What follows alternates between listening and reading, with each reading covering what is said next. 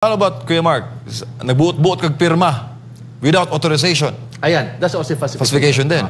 Pero for may another scenario, MJ. Example, tinawagan kita, you are in Cebu. MJ, may pirmahan ka dito kasi para isubmit natin sa ito sa kailangan to sa government agency, may pirma ka.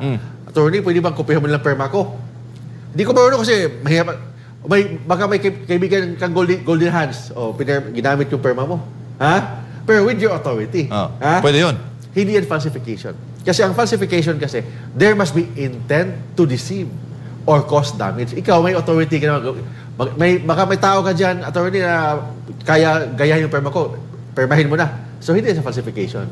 Kasi there was no intent to deceive and there was no intent to cause damage. In fact, there is an authority to sign the document.